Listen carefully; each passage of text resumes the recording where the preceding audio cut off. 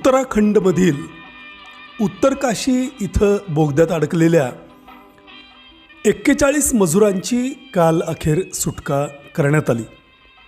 अतिशय आनंदाचा हा क्षण भारतीयांसाठी होता.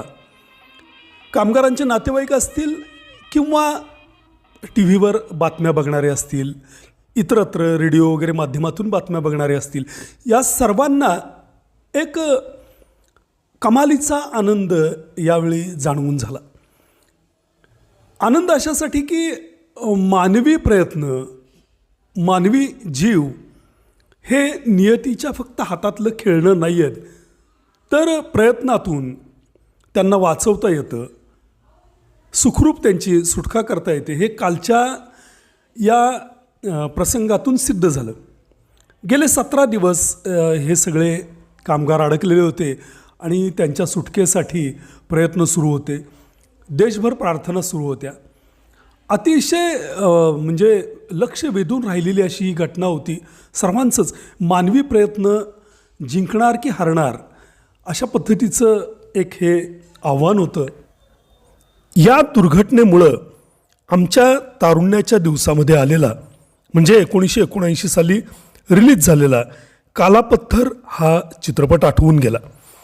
कालापत्थर हा सुद्धा एका अशा सत्य घटनेवर आधारित होता. उत्तर प्रदेश येथील धनबादमधील चासनाला इथं झालेल्या सत्य घटनेवर आधारित हा चित्रपट होता. 1975 सालची घटना. 25 डिसेंबर 1975ला झारखंड इथल्या धनबादमध्ये चासनाला नावाच्या कोळशाच्या खाणीमध्ये ही दुर्घटना घडली होती. मात्र त्यावेळी प्रयत्न कमी पडले म्हणा किंवा नियतीचं वजन जास्त होतं की बचावाचं काही संधी मिळायच्या आतच 375 मजूर मृत पावले. म्हणजे त्या घटनेमध्ये त्या मजुरांना खाणीतून बाहेर काढणं अशक्य बनलं, कारण त्याच्या शेजारी असलेल्या तलावातलं पाणी पूर्ण खाणीमध्ये भरलं गेलं. असंही म्हटलं जातं की खरी संख्या मृतांची 500 ते 700च्या जवळपास होती. अर्थात संख्या किती होती हे महत्त्वाचं नाही, एकही कामगार मृत होणं ही तशी दुर्दैवी घटनाच. आणि तो आपला श्रमजीवी मजूर, आपल्या देशाचं एक श्रममूल्य अशा रीतीनं मृत पावतं, वाया जातं, हे आपल्यासाठी धक्कादायक आहे, दुर्दैवी आहे. चासनालाच्या या दुर्दैवी घटनेवर आधारित असा कालापत्थर नावाचा चित्रपट यश चोप्रा यांनी 1979 साली बनवला होता. एक आगळं वेगळं कथानक म्हणून या चित्रपटाकडं बघावं लागेल. अर्थात वास्तवाच्या जवळ जाणारी असे चित्रपट परदेशामध्ये मोठ्या प्रमाणावर बनतात. भारतामध्ये मात्र फक्त मनोरंजन याच गोष्टीकडं लक्ष दिलं गेल्यामुळं अशा पद्धतीच्या वास्तव कथानकांवर किमान यापूर्वी तरी कमी प्रमाणात चित्रपट आले. कदाचित आता या 10 वर्षामध्ये अशा पद्धतीच्या वास्तव घडलेल्या घटनांवर आधारित चित्रपट येण्याचं प्रमाण वाढलेलं आहे. मोठ्या प्रमाणावरती आता असे युद्धकथा असतील, काही दुर्घटना असतील, खेळामधले काही यश असेल, अशा चित्रपटांची संख्या वाढत आहे. मात्र त्यावेळी तो जो 80चा दशकाचा टप्पा होता, 1979 साल, यावेळी फक्त मनोरंजन, गाणी, हाणामाऱ्या यावरच आधारित चित्रपट यायचे. आणि अशावेळी कालापत्तरसारखा चित्रपट बनवणं हे यश चोप्रांसाठी आव्हान होतं. अर्थात पटकथा लेखक सलीम जावेद हे त्यांच्या जोडीला असल्यामुळं वास्तव कथेला मनोरंजनामध्ये जोडून, मनोरंजनाची भर घालत त्यांनी हा प्रयत्न बऱ्याच प्रमाणामध्ये यशस्वी केला. चित्रपट किती चालला याहीपेक्षा पडद्यावरती एका वास्तव घटनेला बघणं हे थरारक होतं. आणि ती घटना कशा रीतीनं वास्तवात घडली असेल, त्यावेळीचे दुःख काय असतील, आजूबाजूच्या नातलगांचं, परिवाराचं, त्यावेळचे झालेले हाल, त्यावेळची त्यांची मानसिकता, हे सगळं त्या चित्रपटाच्या माध्यमातून काही अंशी, काही प्रमाणामध्ये पडद्यावरती तो जाणवता आला. हे एक कौतुकास्पद असं कार्य होतं. 1980 सालच्या फिल्मफेअर पुरस्कारासाठी कालापत्तरला जवळपास 7 ते 8 नामांकनं मिळाली होती. म्हणजे सर्वश्रेष्ठ फिल्म, सर्वश्रेष्ठ दिग्दर्शक यश चोपडांसाठी, सर्वश्रेष्ठ अभिनेता अमिताभ बच्चन यांना, सर्वश्रेष्ठ सहाय्यक अभिनेता शत्रुघ्न सिन्हा, सहाय्यक अभिनेत्री नीतू सिंग, सर्वश्रेष्ठ कथा सलीम खान, जावेद अख्तर, सर्वश्रेष्ठ संगीत निर्देशन राजेश रोशन आणि सर्वश्रेष्ठ पार्श्वगायक किशोर कुमार यांना एक रास्ता है जिंदगीसाठी.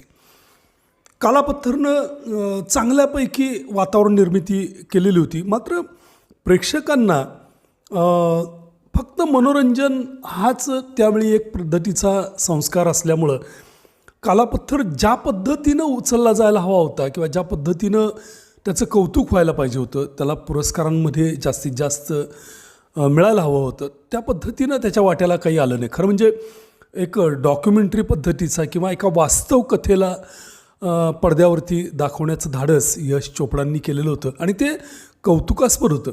आणि शिवाय अमिताभ, शत्रुघ्न, शशी कपूर यासारखे बडे स्टार घेऊन हे बनवायचं हे तसं धाडसाचं काम होतं.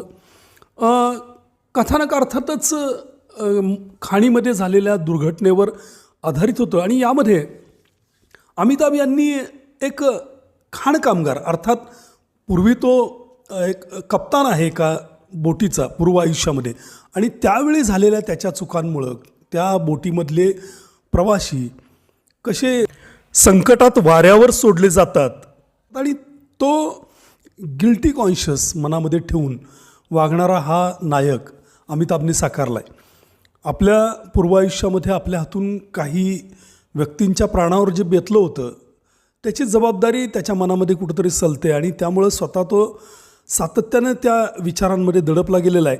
आणि जेव्हा खाण कामगारांना वाचवण्याची वेळ येते तेव्हा पूर्वीची झालेली चूक जणू काही भरून काढायची आणि पापमुक्त व्हायचं अशा पद्धतीने तो त्या खाणीमधल्या कामगारांना वाचवण्यासाठी स्वतःच्या जीवाची पर्वा न करता तुटून पडतो. असा हा काहीसा गंभीर स्वरूपाचा स्वतःच्याच मनाशी खात असलेला नायक अमिताभ यांनी साकारला होता.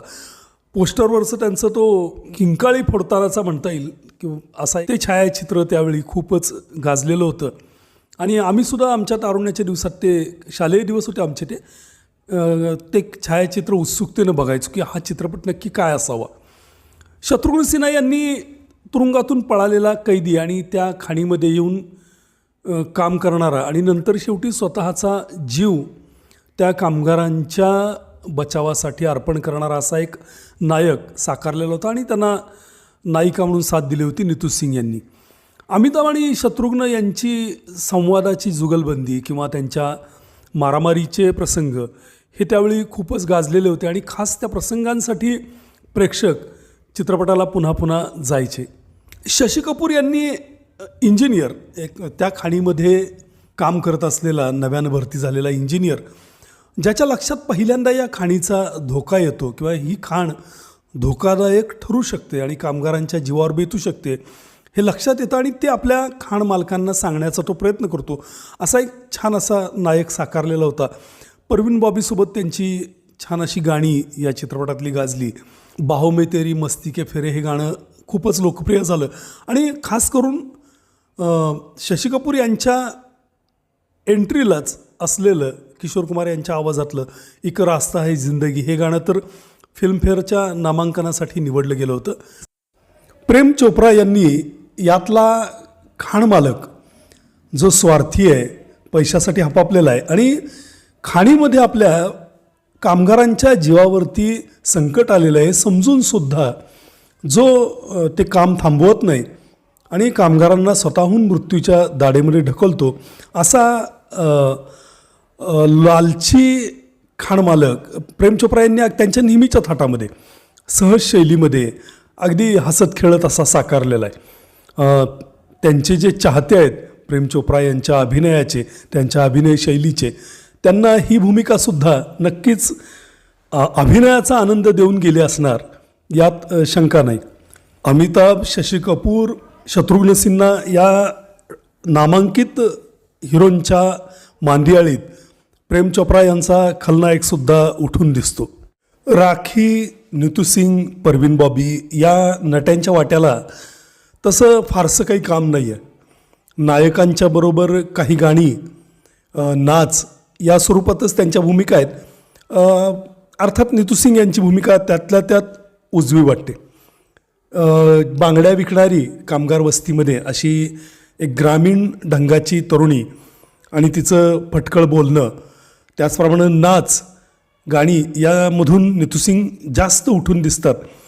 परवीन बॉबी त्या खालोखाल एक गाणं त्यांच्यावरती चित्रित आहे शशी कपूर बरोबर, पत्रकार म्हणून त्या यामध्ये दिसतात. राखी यांच्या वाट्याला मात्र अमिताभप्रमाणेच गंभीर अशी भूमिका आहे, एक डॉक्टर त्या कामगार वस्तीमध्ये दवाखाना चालवणारी. बाकी हिंदी चित्रपटांमध्ये हे प्रकार होतच राहतात. कितीही वास्तवाच्या जवळ चित्रपट जाणारा असला तरी नाच, गाणी, प्रेम हे तोंडी लावायला असतं. राजेश रोशन यांचं बहारदार संगीत, क्या बात है गीत ही या चित्रपटाची अतिशय सुंदर अशी बाजू. खाण कामगारांचं एक गाणं किंवा इतर आणखीन काही गाणी यामुळं अतिशय छान असा हा संगीतमय चित्रपट बनलेला होता. तर या होत्या काला पत्थर या चित्रपटाच्या काही आठवणी, ज्या कालच्या या बोगद्यामधल्या दुर्घटनेमुळं जागृत झाल्या. ऐन तारुण्याचे दिवस या सगळ्यामुळं आमच्याही डोळ्यासमोर तरळून गेले. आता इथंच थांबतोय. पुन्हा भेटूयात अशाच एखाद्या छान चित्रपटाच्या आठवणी घेऊन. तोपर्यंत राम राम.